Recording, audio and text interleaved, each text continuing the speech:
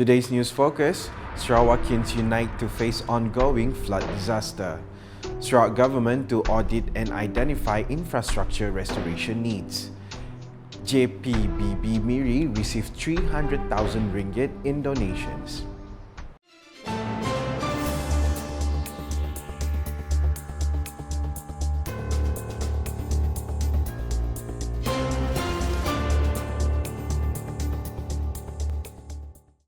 Good evening. The people of Sarawak have come together in solidarity as they face the current flood crisis.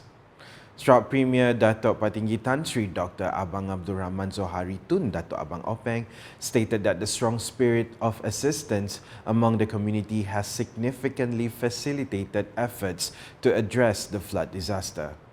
He explained this culture of mutual support has been demonstrated by many, including the Sarawak Housing and Property Developers Association, SHEDA, which has pledged to donate 600,000 ringgit to the Bintulu Division.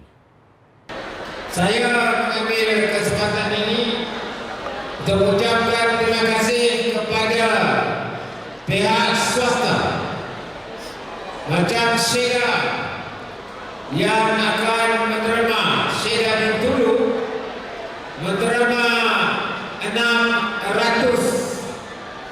600,000 ringgit to Bintulu. Kalau 600 million, memang banyak. 600,000 ke Divisional Disaster Committee yang saya percaya akan membantu untuk tuan-tuan kuasa membantu keadaan yang telah terjejas.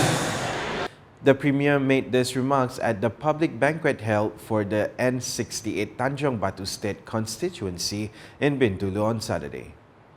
He also added that he has directed the State Disaster Management Committee, along with its division and district counterparts, to conduct a comprehensive audit of the damage caused by the floods. Dan saya telah arahkan pihak State Disaster Committee bersama dengan Divisional Disaster Committee dan juga District Disaster Committee untuk kita mengaudit kerosakan-kerosakan yang lahir daripada masalah ini dan seterusnya akan kita turunkan bantuan kepada mereka yang harus kita bantu. The objective is to identify and provide the necessary aid to the affected communities.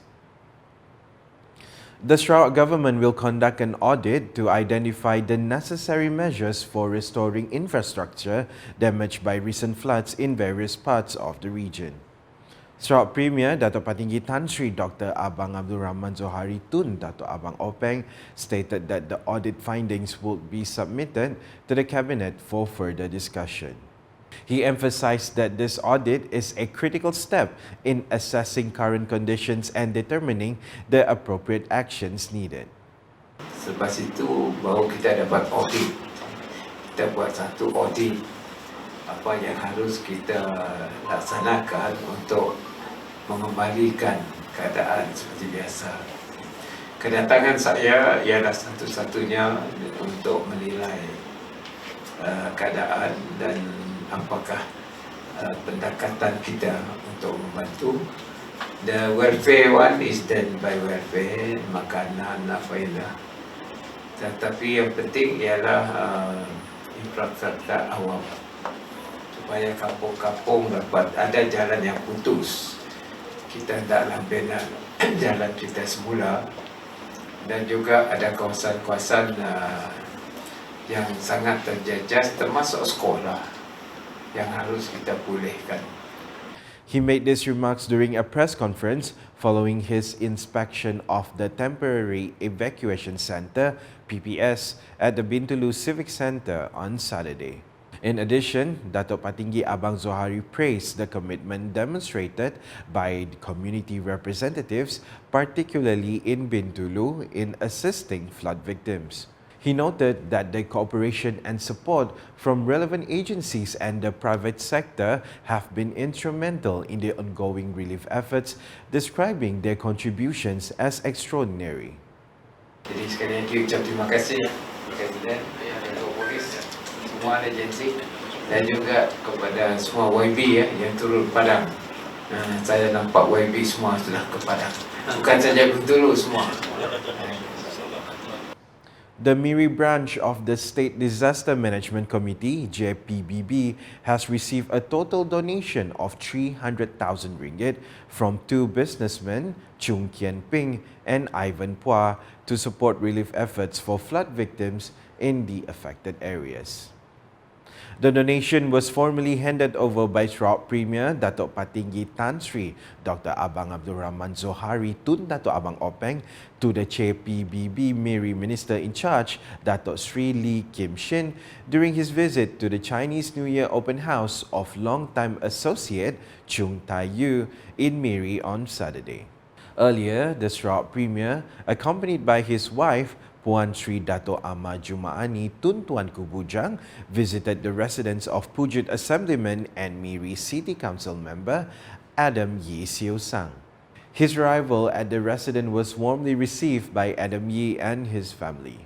The atmosphere was lively and harmonious, with the guests from various segments of the community coming together to celebrate the festive occasion.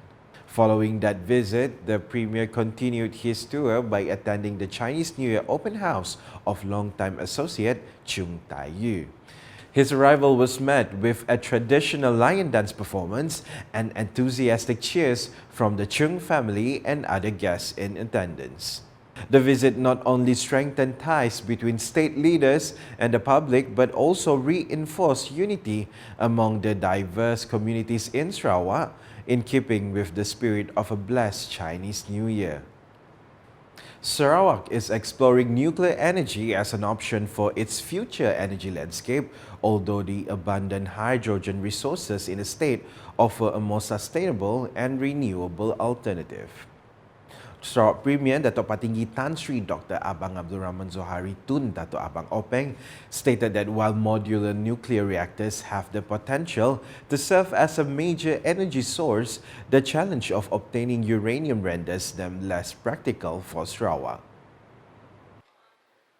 Nuclear reactor, particularly what they call modular nuclear reactor. Nuclear ini dia mau uranium. Uranium not easy to get. But kita Sarawak banyak hydrogen.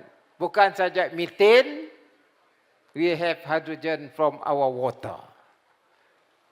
H2O. In other words, what I'm saying here is we are rich in power. He made these remarks during the 2025 Chinese New Year dinner of the SUPP Miri Division at the Imperial Hotel Miri on Friday.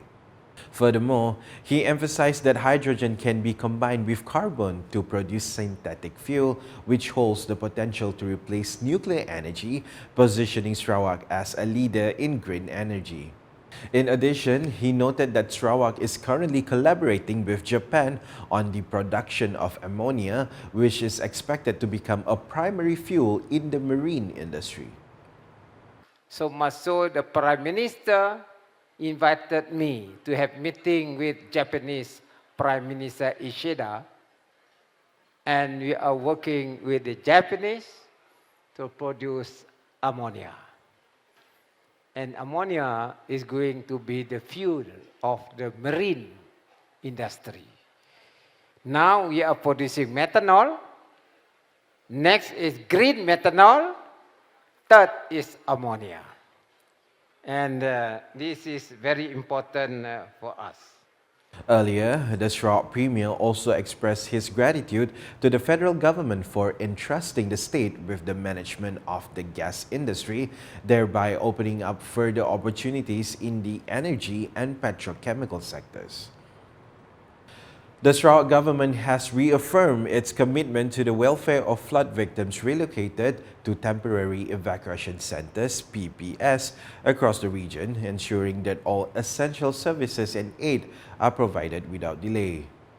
Sarawak Deputy Premier Dato' Ahmad Douglas Ugambas emphasised that comprehensive support ranging from food, bedding and healthcare has been made available at every PPS to secure the comfort and well-being of evacuees.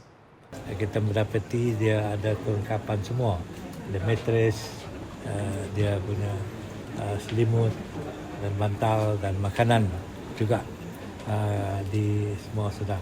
All, I think, and including the medical department.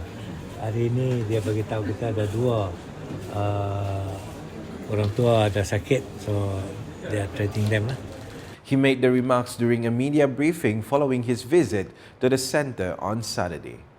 As chairman of the Sarawak Disaster Management Committee, SDMC, Dato' Ahmad Douglas added that relief efforts are also being extended to isolated villages. Kita juga mendapati bahawa ada kampung apa tu? Yang kampung Merakai. Kampung Merakai yang jauh dari sini. Hari ini Jabatan Kebajikan akan mengantar makanan kepada mereka. Kita juga memantau kampung-kampung yang terputus adalah tanggungjawab Jawatankuasa Bencana untuk menentukan makanan-makanan sampai kepada mereka. Tapi kalau mereka ada kena banjir, then they have to move. Following his visit to PPS Dewan Ranchan, Dato' Ahmad Douglas proceeded to PPS Kampung Melayu in Balai Ringin to personally assess the needs of evacuees. Currently, the flood relief operation at PPS Dewan Ranchan shelters 220 evacuees from 59 families, while PPS Kampung Melayu provides refuge from 100 people from 28 families. The state government remains steadfast in its commitment to supporting flood victims, pledging ongoing assistance until normalcy is restored. And that's the English edition with me, Nicholas Zechariah Boni. More news can be found in our official portal, ukas.sarawak.gov.my, and social media platforms including Facebook and YouTube. Concluding the UKAS Bulletin with an overview of the inspection at the Temporary Evacuation Centre (PPS) at Dewan Masyarakat Ranchan and the PPS Kampung Melayu at Balai Ringin here on Saturday. #Saluran Informasi Rakyat. Have a good night.